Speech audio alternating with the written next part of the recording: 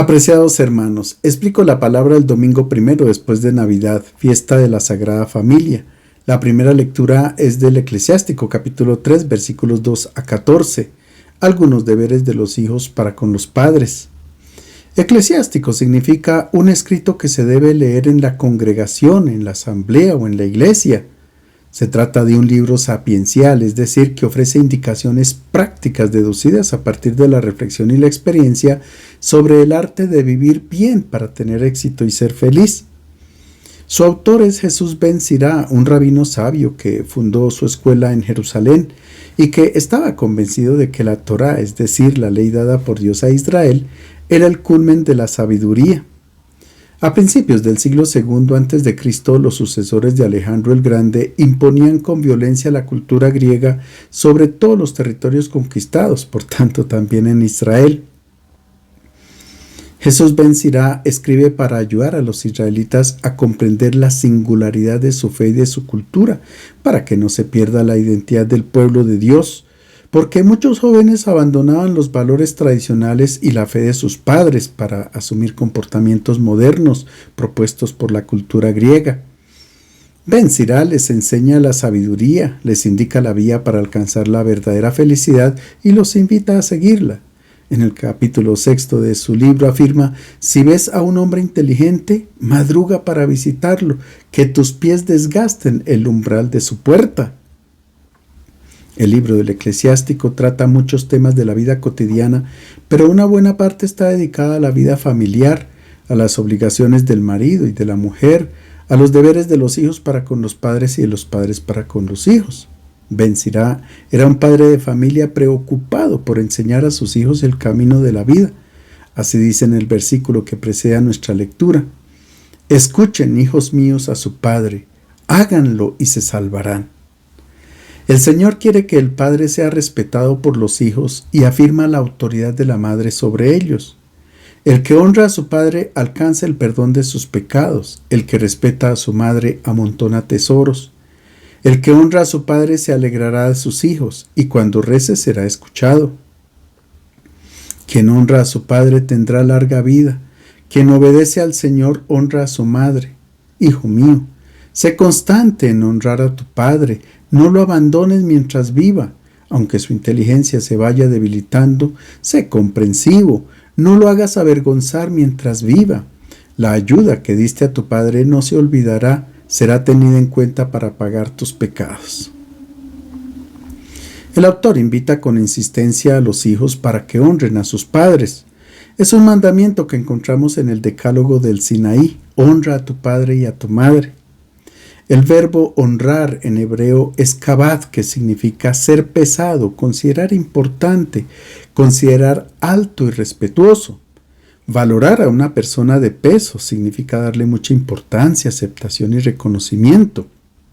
Por tanto, el verbo honrar utilizado en las relaciones familiares indica el reconocimiento de la autoridad parental, porque los papás son fuente de vida. Dios transmite la vida por medio de ellos.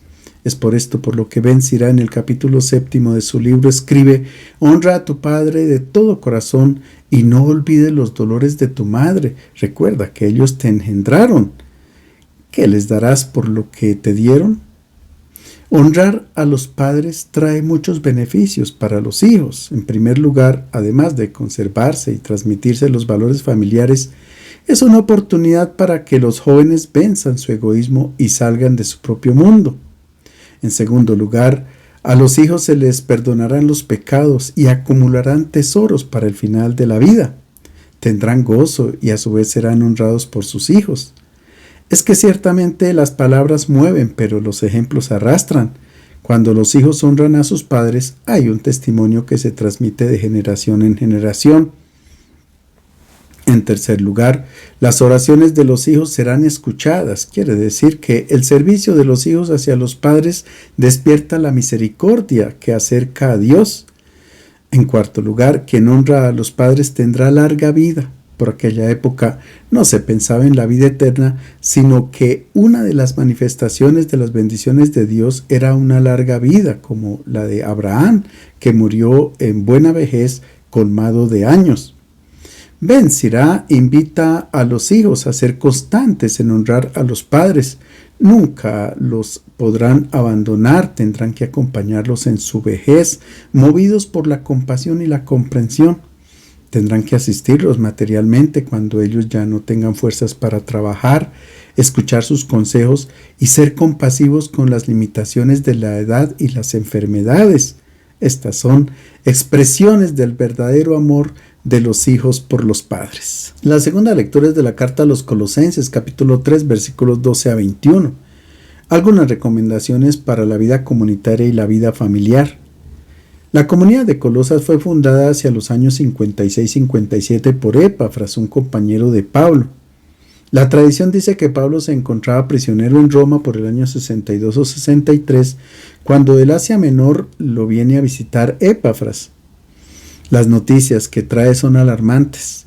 Los cristianos se han dejado seducir por falsas doctrinas enseñadas por ciertos doctores de Colosas y se han apartado del Evangelio. Creen que los cielos están poblados de potencias, de espíritus que mueven el universo. Sostienen que estos espíritus están dotados de una fuerza misteriosa capaz de condicionar la vida de la gente. Producen miedo y los cristianos están convencidos de que son superiores a Cristo. Un discípulo de Pablo escribe a los colosenses y les recomienda que hagan circular su carta también a la comunidad vecina. Para contrarrestar estas doctrinas, el autor afirma la preeminencia de Cristo y su lugar en la historia de la salvación. Nuestro pasaje hace parte de la segunda parte de la carta, donde el autor advierte a los colosenses que la unión con Cristo trae consecuencias prácticas para la vida comunitaria y familiar. Por tanto, hace un llamado a renunciar al hombre viejo para revestirse de sentimientos propios de un cristiano. Por tanto, como elegidos de Dios, consagrados y amados, revístanse de sentimientos de profunda compasión, de amabilidad, de humildad, de mansedumbre, de paciencia. Sopórtense mutuamente, perdónense si alguien tiene queja de otro. El Señor los ha perdonado, hagan ustedes lo mismo. Sobre todo, revístanse del amor que es el vínculo de la perfección, y que la paz de Cristo reine en sus corazones, a la que han sido llamados para formar un solo cuerpo. Finalmente, sean agradecidos. La palabra de Cristo habite en ustedes con toda su riqueza. Instrúyanse y anímense unos a otros con toda sabiduría. Con corazón agradecido canten a Dios salmos, himnos y cantos inspirados. Todo lo que hagan o digan, háganlo invocando al Señor Jesús, dando gracias a Dios Padre por medio de Él. Esposas, hagan caso a sus maridos como pide el Señor. Maridos, amen a sus esposas y no las traten con aspereza. Hijos, obedezcan a sus padres en todo como le agrada al Señor. Padres, no hagan enojar a sus hijos para que no se desanimen. El autor de la carta es reiterativo en exhortar a revestirse de sentimientos cristianos. Bíblicamente el vestido es el símbolo que exterioriza las disposiciones interiores y las decisiones del corazón.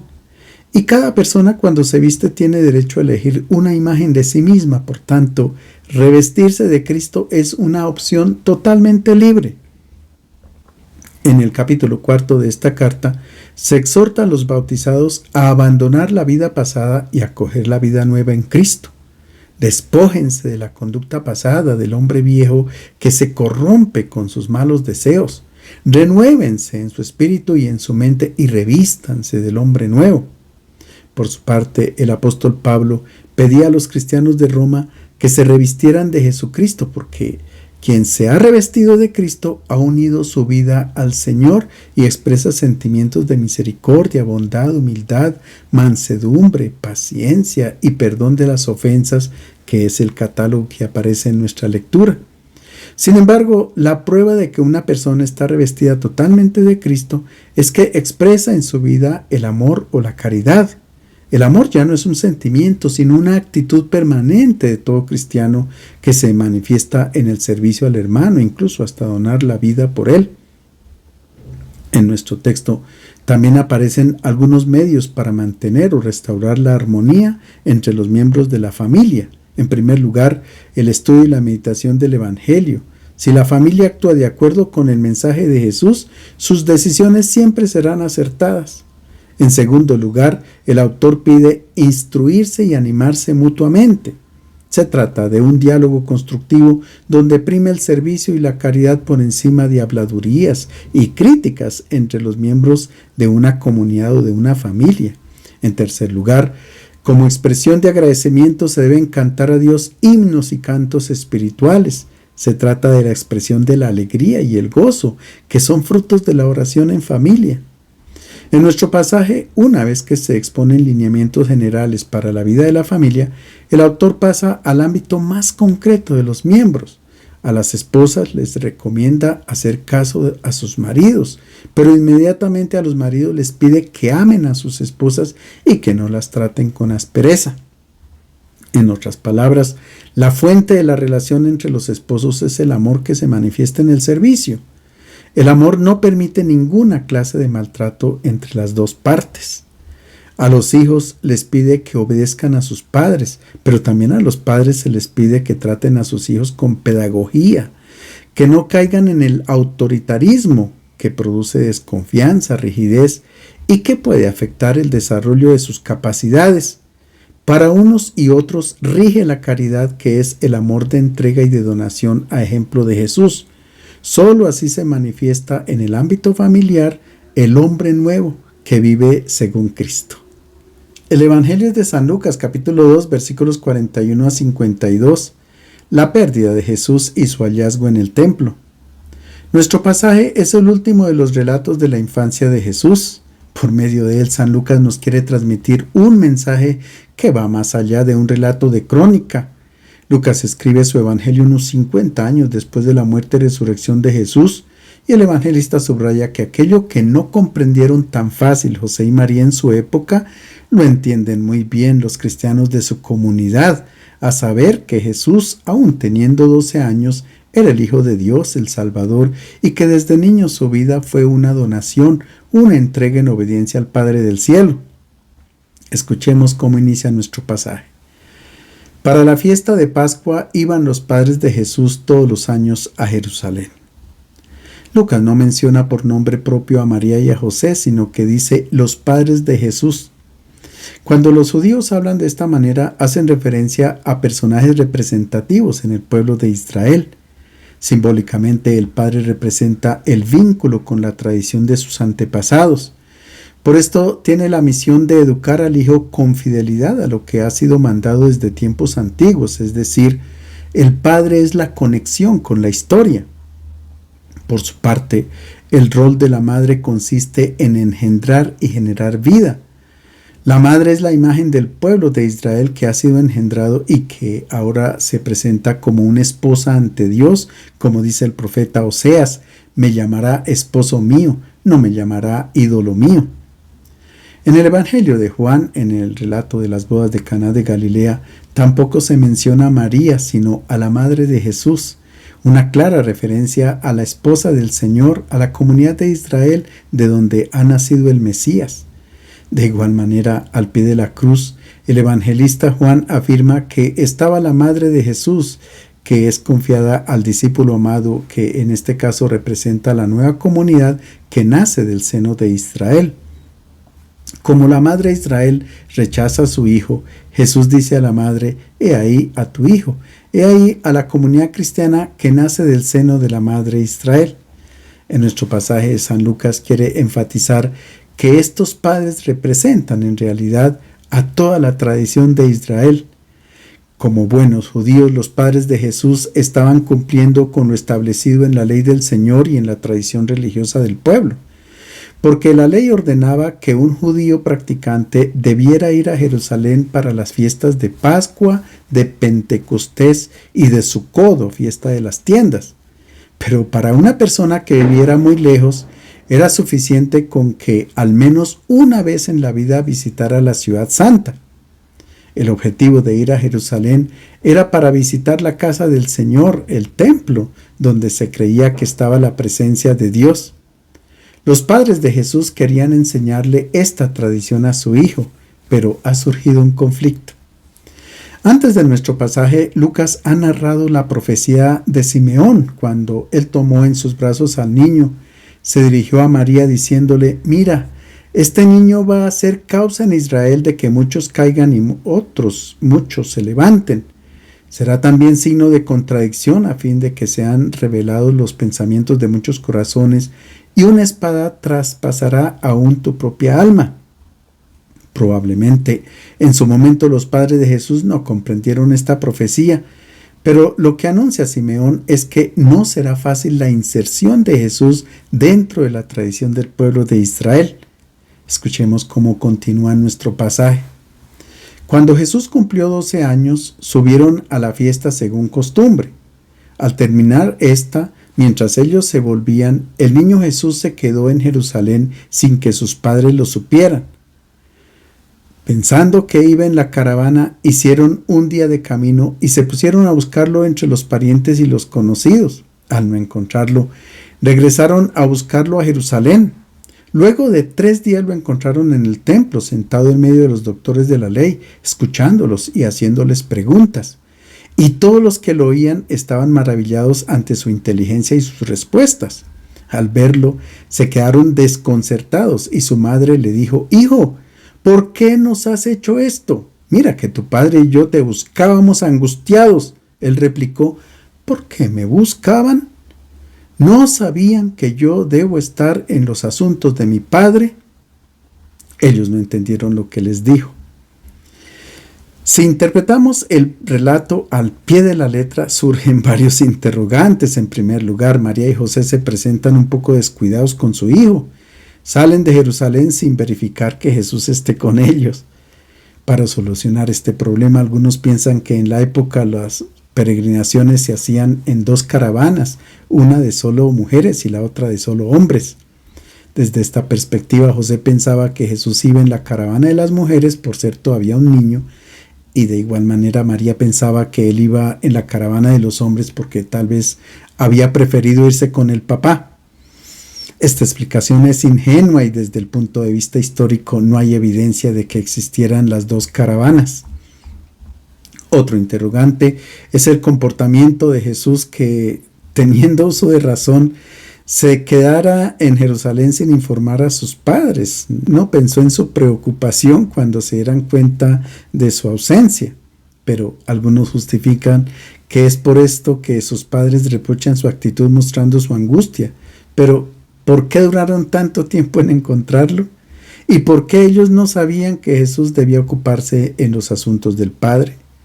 La ciudad de Jerusalén en aquella época no era muy diferente a la que se encuentra hoy dentro de las murallas. Era suficiente con que alguien dijera en el mercado que el niño se había perdido y en 1 hora ya lo habrían encontrado.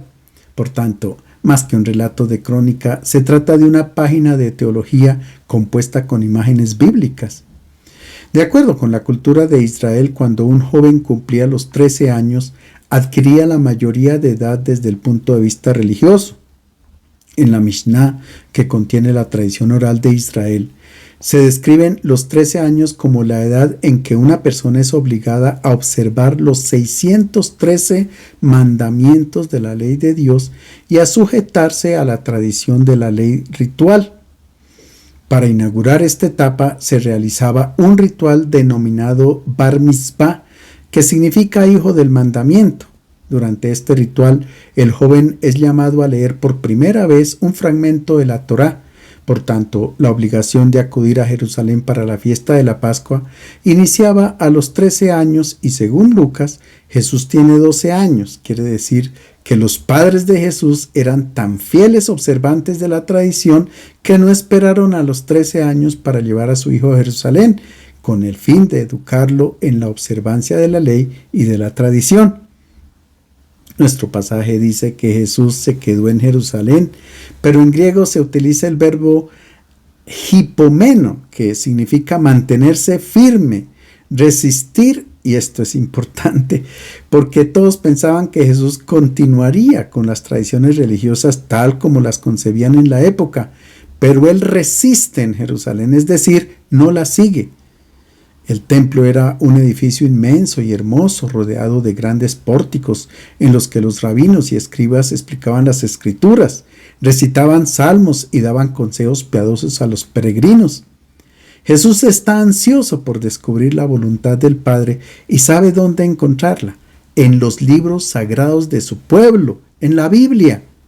Esta es la razón por la que se detiene en Jerusalén. Quiere entender la palabra de Dios.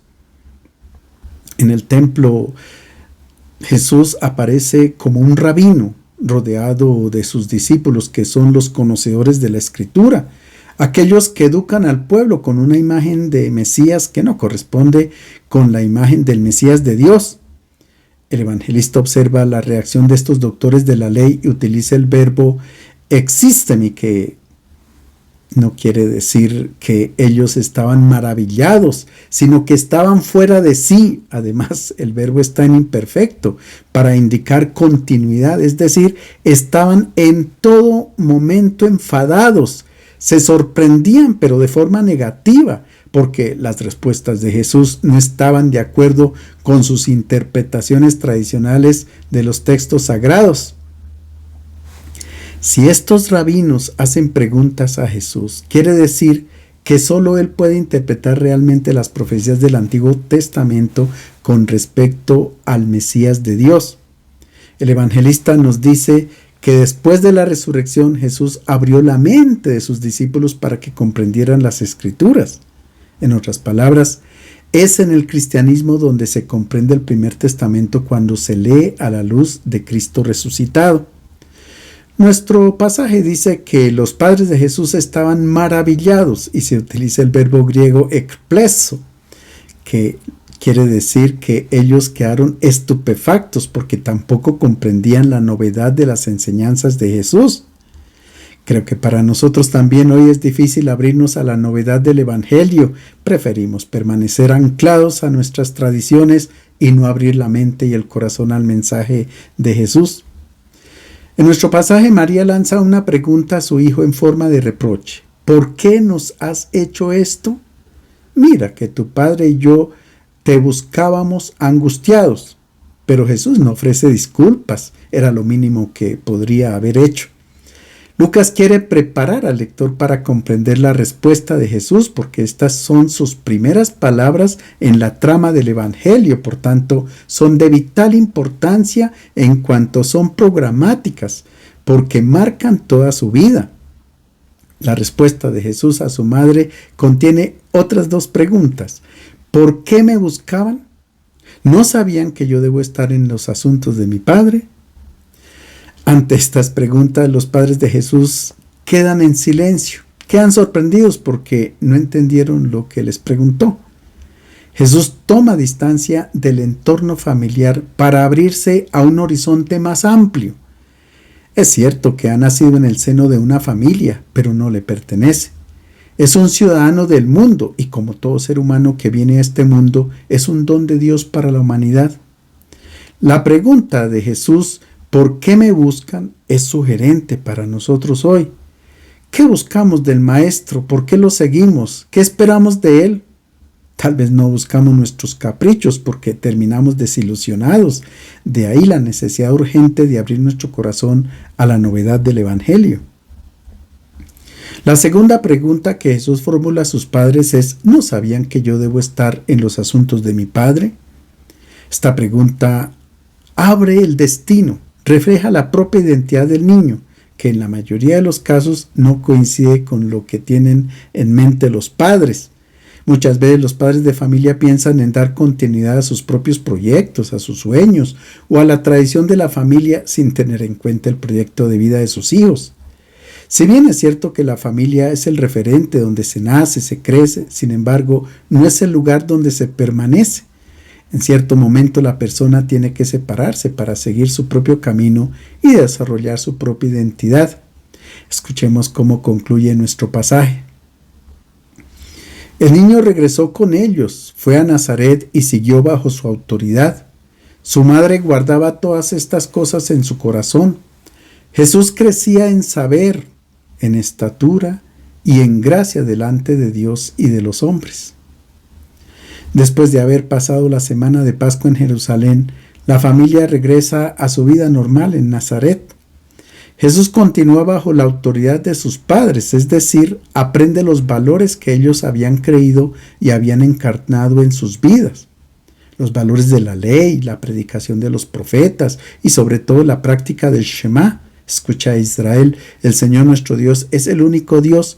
Amarás al Señor tu Dios con todo tu corazón, con toda tu alma y con toda tu fuerza. El punto de referencia de la educación en la familia de Nazaret es la palabra de Dios. El evangelista afirma que María guardaba todas estas cosas en su corazón. En ella comienza un proceso de transformación que la hará pasar de madre de Jesús a discípula de Cristo. Para María no fue fácil aceptar lo que pasó a lo largo de la vida de su hijo, porque él escogió un camino que no conducía al éxito como lo entiende el mundo, sino que llevó a cabo el designio de Dios, una vida donada en el amor y el servicio a los hermanos. Con este relato, San Lucas quiere señalar de manera simbólica los detalles que rodearon la muerte y resurrección de Jesús. Tanto la pérdida de Jesús como su muerte y resurrección ocurren en Jerusalén durante la fiesta de Pascua. Los padres de Jesús lo dejan sin darse cuenta que no está con ellos y los discípulos lo abandonan a partir del arresto. Así como los padres buscaban al niño, así también las mujeres van al sepulcro en busca de Jesús y escuchan una pregunta semejante: ¿por qué buscan entre los muertos al que está vivo? El domingo de Pascua, Jesús se sienta como un maestro y hace preguntas acerca de las Escrituras.